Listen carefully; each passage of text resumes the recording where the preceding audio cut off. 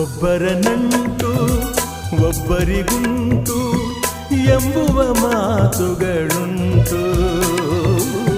ಆದರೂ ಯಾರಿಗೋ ಯಾರದೋ ನಂಟು ಹೇಳುವರಾರೆಲ್ಲುಂಟು. ದೇವರು ಬರೆದ ಬಂಧನಗಳಿಗೆ ದೇವರು ತಾನೇ ಸಾಕ್ಷಿ. ಮನುಜನ ಮದುವೆಯೋ ಬೊಂಬೆಯ ಮದುವೆಯೋ ತಾಳಿಯು ತಾನೆಯೇ ಸಾಕ್ಷಿ.